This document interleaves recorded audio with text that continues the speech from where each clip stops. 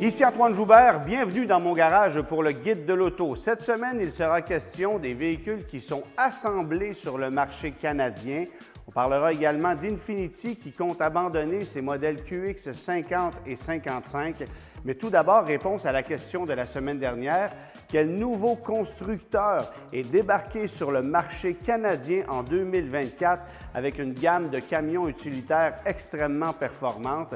Mais la réponse, c'est l'entreprise Ineos, une entreprise anglaise qui a été fondée par une entreprise multimilliardaire qui œuvre notamment dans le milieu du pétrole. Et c'est une bonne chose parce que les camions qu'Ineos commercialise depuis peu sont de gros mangeurs d'essence. Des camions qui s'inspirent bien sûr des Defender d'antan, mais avec une technologie beaucoup plus moderne, mais qui sont de redoutables véhicules tout-terrain, dotés par exemple de 2 essieux avant et arrière, différentiel verrouillable avant et arrière, direction totalement traditionnelle à vis et galets et évidemment différents systèmes 4x4 qui permettent à ce véhicule-là de s'aventurer à peu près n'importe où. On fait appel à une mécanique allemande, une mécanique d'origine BMW pour mouvoir le Ineos Grenadier, qui est le premier produit de la famille. Arrivera dès l'an prochain l'Ineos Fusilier, qui sera un plus petit utilitaire, probablement vendu à prix moindre, évidemment, parce que le Ineos Grenadier affiche un prix de départ dépassant les 90 000 $ et en ajoutant des accessoires, on peut grimper à 120 130 000 $ assez facilement. Alors, des camions qui sont quand même assez coûteux, qui viennent rivaliser en quelque sorte avec un Mercedes de classe G, mais à prix énormément moindre. Et il est difficile de trouver un comparable direct avec ce camion-là parce que, bien que Ineos tente de rivaliser avec Land Rover, on a des camions beaucoup plus radicaux et moins raffinés sur le plan du luxe que ce que Land Rover propose. Alors, des véhicules qui, pour le moment, ne sont distribués que dans 2 concessionnaires au Canada, du côté de Vancouver et Toronto. Éventuellement, il y aura un point de vente chez nous au Québec et on commence à voir quelques unités circuler chez nous au Québec qui ont majoritairement été achetées, bien sûr, du côté de Toronto. Alors, on parle cette semaine des véhicules qui sont assemblés au Canada parce que ça fait les manchettes, évidemment, avec la taxe de 25 % que M. Trump, évidemment, impose au marché canadien. Et il y a des gens qui s'intéressent à ce qui est assemblé chez nous pour pouvoir acheter des produits d'origine canadienne, en quelque sorte, bien que les constructeurs automobiles ne soient pas des entreprises canadiennes à proprement parler.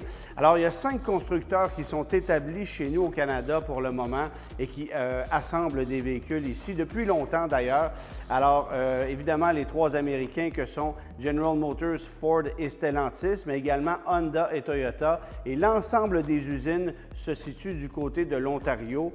On se rappelle qu'au Québec, on avait jusqu'en 2002 une usine de General Motors à Boisbriand qui a fermé ses portes, où vous allez retrouver un Smart Center au coin des autoroutes 640 et de la 15. Ça fait longtemps que c'est plus là, mais General Motors continue ses activités du côté d'Oshawa en Ontario, où on assemble depuis plusieurs années déjà des camions de la série HD, des Chevrolet Silverado, mais des camions light duty aussi, évidemment uniquement du côté de chez Chevrolet, les GMC étant assemblés aux États-Unis. Du côté de chez Ford, maintenant, on retrouve une usine à Oakville qui est mise en pause pour le moment parce qu'on est en mode réoutillage pour accueillir la production des camions Super Duty qui y seront assemblés dès 2026. On avait comme objectif d'assembler là-bas des véhicules électriques, mais Ford a changé d'idée tout récemment. Et cette usine qui assemblait jusqu'à l'an dernier les Ford Edge et les Lincoln Nautilus est en mode réoutillage. On annoncera d'ici peu le début de production des camions Super Duty, une 3e usine pour assembler ces camions qui sont extrêmement populaires du côté du marché américain notamment. Et chez Stellantis, 2 usines au Canada, une du côté de Windsor qui assemble depuis 1983 les fourgonnettes Chrysler. Actuellement, la Chrysler Voyager qui est vendue aux États-Unis, la Chrysler Grand Caravan qui est l'équivalent de la Voyager américaine, mais vendue au Canada parce qu'on préfère le nom Grand Caravan tout simplement, et sinon la Chrysler Pacifica. Mais à cette même usine, on assemble depuis peu la Dodge Charger électrique. On accueillera prochainement aussi la production de la Charger avec moteur à essence qui sera lancée un peu plus vers la fin de l'année 2025. Et à Brampton, en Ontario, on assemblait jusqu'à l'an dernier, bien sûr, les Charger, Challenger et Chrysler 300. Cette usine aussi est en mode réoutillage pour recevoir la production du futur Jeep Compass qui devrait être lancé pour l'année 2027. Alors, une usine qui est en pause pour le moment. Du côté de chez Honda, maintenant, on assemble bien sûr les CR-V et les Honda Civic depuis très longtemps, la Civic berline uniquement, mais dans les deux cas, on assemble aussi des véhicules à motorisation hybride. Le CR-V hybride était exclusif au marché américain jusqu'à tout récemment, mais depuis la refonte de cette génération, on assemble aussi le CR-V hybride sur le marché canadien, ce qui nous permet d'en profiter évidemment.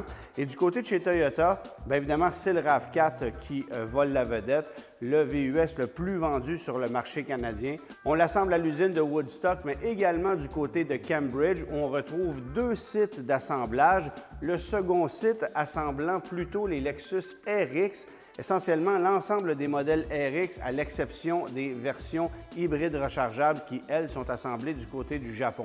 Alors, ça fait le tour de ce qu'on retrouve comme production automobile chez nous au Canada.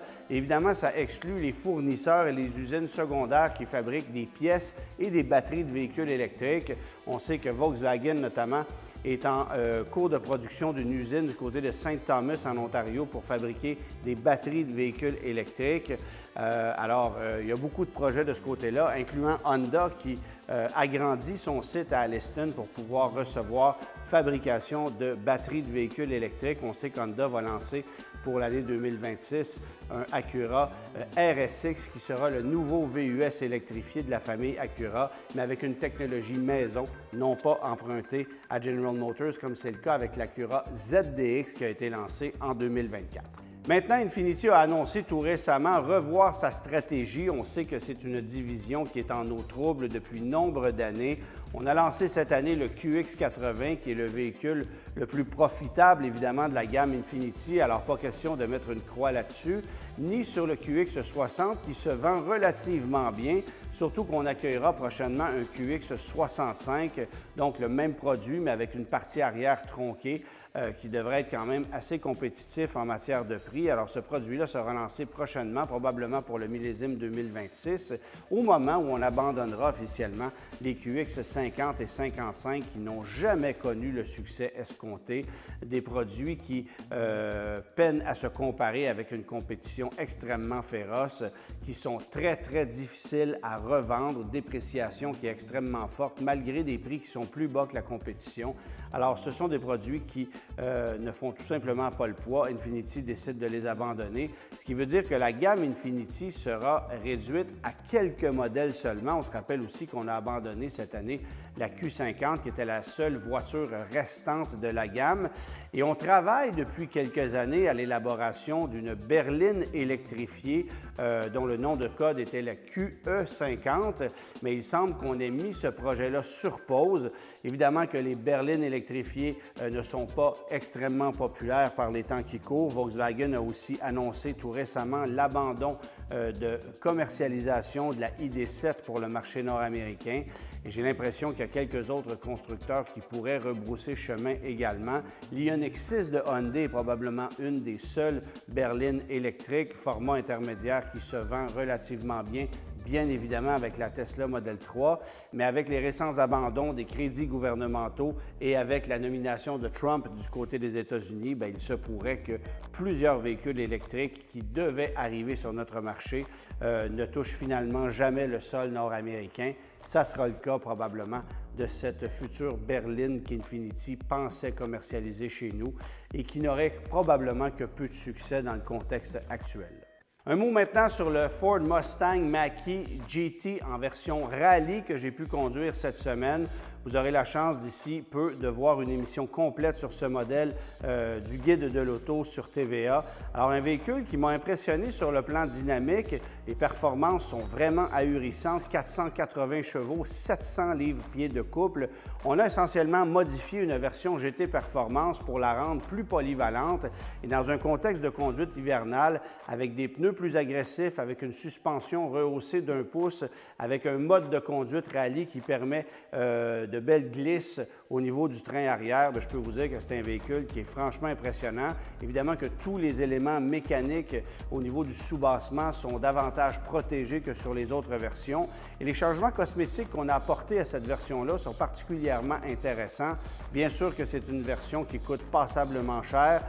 On est à 78 000 et des poussières dans le contexte du véhicule mis à l'essai qui n'avait que peu d'options hormis un câble de recharge. Alors, une facture qui est quand même assez salée, bien qu'on se souvienne que certaines personnes ont dû débourser plus de 90 000 à une certaine époque pour une version GT Performance qui n'était pas admissible au rabais et qu'on vendait à fort prix du côté de chez Ford, faute de compétition. Sauf qu'aujourd'hui, de la compétition, il y en a énormément et je pense que le Mustang Mach-E GT Rally se distingue dans cette masse de VUS intermédiaires électrifiés qu'on propose sur le marché. Un véhicule qui, en 2024, a reçu quelques modifications, et là, je parle de la gamme Mach-E au grand complet, et ça inclut évidemment l'ajout d'une thermopompe qui permet de réduire l'impact du froid sur l'autonomie du véhicule par quelques dizaines de kilomètres au maximum.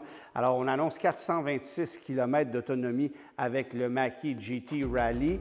En hiver, dans un contexte où la température est à moins 10 ou moins 15 degrés, j'ai pu faire autour de 280 km, ce qui représente une perte d'autonomie d'environ 35 %, ce qui est dans la norme. Alors, Ford fait un peu mieux que ce qu'on faisait dans le passé grâce à l'ajout de cette thermopompe, mais j'ajouterais que le comportement routier du Mustang Mach-E GT Rally est un élément qui lui permet de se distinguer fortement. Évidemment que le Mach-E ne jouit pas d'une réputation de fiabilité en or. Ça s'est amélioré avec le temps, mais ça demeure un coup de dé que de se lancer à l'assaut d'un Mustang Mach-E, un produit qui est très inégal au niveau de sa qualité et de sa fiabilité. En terminant, question de la semaine, quel autre véhicule de la grande famille Ford Lincoln exploite le châssis et les motorisations du Ford Mustang Mach-E? La réponse la semaine prochaine.